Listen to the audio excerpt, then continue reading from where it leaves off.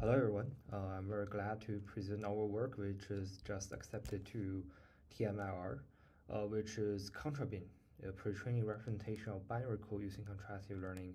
I'm the first author, Yifan Zhang. I'm a final year PhD student in computer science program at Vanderbilt University, Nashville, Tennessee. Okay, so based on the title, you will think about why we need to pre-train large language model or language model to comprehend binary code, because usually binary code lacks of the high-level semantics provided in source code and human written comments. And because of that, it's very difficult for a language model to directly comprehend binary code compared with its abilities that has been widely proven in source code and human written comment comprehension.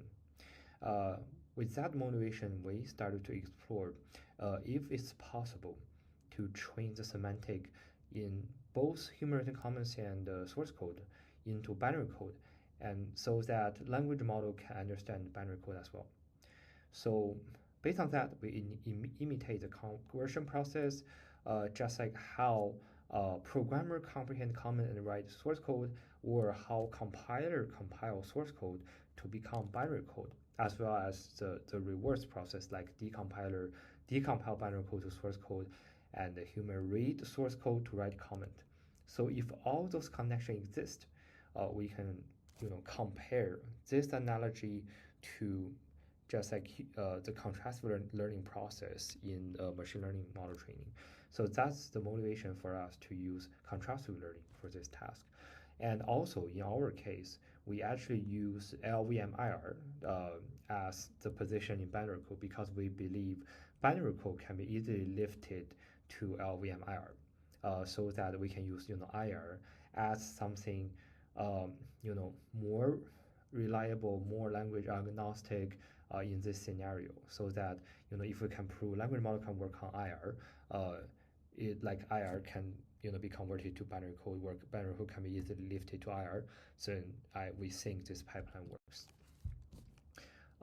For proving our method, we need to choose some data sets. So we choose actually this Anga bench 1 million compilable C benchmarks, and it has many types of code, various function level code, and since in this data set we don't have either binary code or human written comment, we actually compile each C code into its LLVM IR format, as well as we use code T5 to generate comments for each function level code to mimic the human written comment in the source dataset, so that we collect a 1 million dataset that has all the 3 parameters we need in model training, which are source code, compiled binary code, and the generated comments.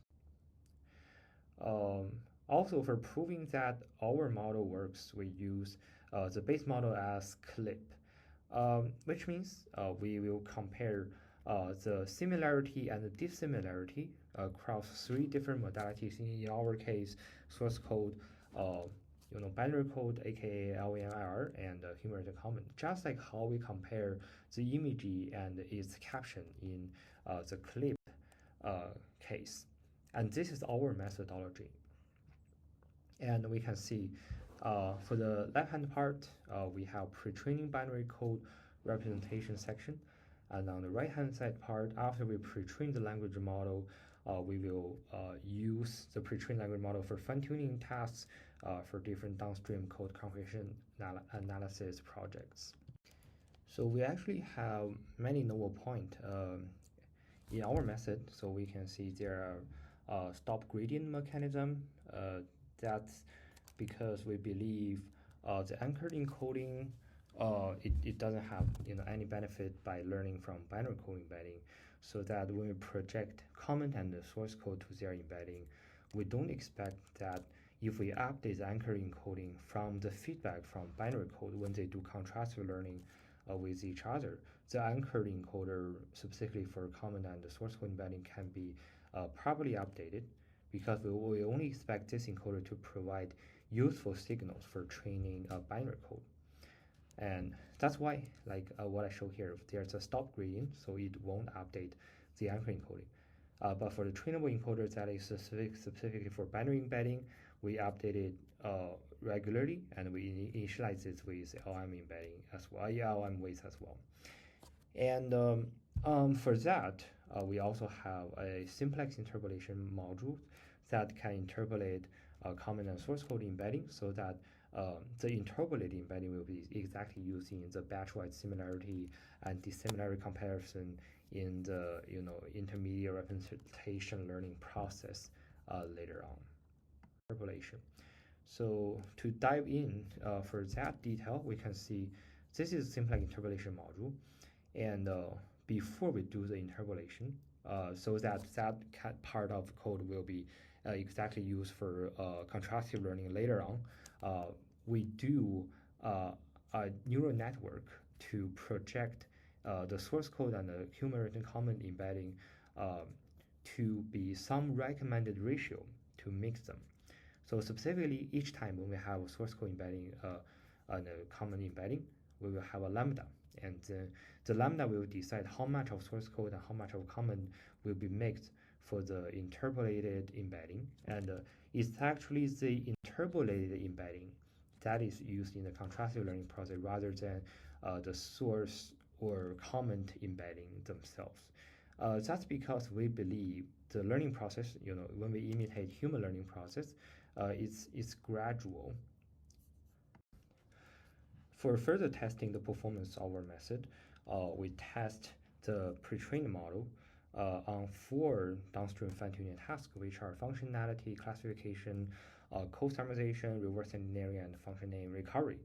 So all these 4 tasks are, we fine-tune both baseline method and our method, after they pre-trained by using our ContraBin method to see the difference in performance.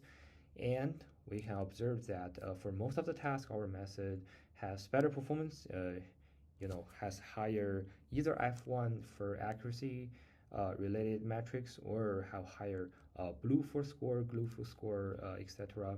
for similarity-based metrics, showing that after pre-training language model with our method, it actually helps language model to comprehend binary code much better. In our case, LLVM IR code much better when it comes to code comprehension downstream tasks. So for studying the embedding property, we also do some case study on the pre-trained embedding. So we pick 2 LLVM IR functions, which are pretty close in their source code level, but after they are converted to LLVM IR, they look very different.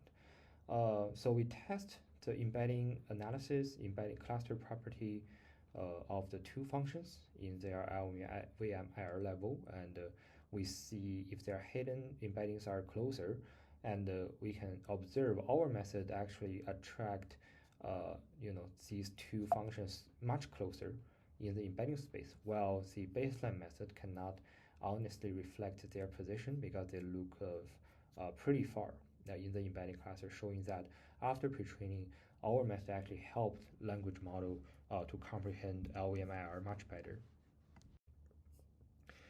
We also do some case study, so you can see for the summarization task, when we summarize the LLVM IR code, our method can exactly match the ground truth, but the other method has some issues in it. And also, for more complex function, our method can also honestly reflect what the functionality really is.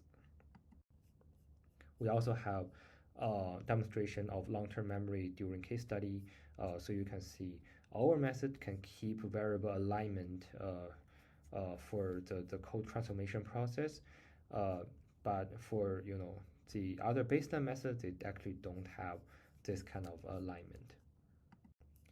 Okay, yeah, I think that's everything for our work. And if you are interested in extending this framework, especially in the current large language model era, feel free to reach out or cite this work, and have a great rest of your week. Thank you.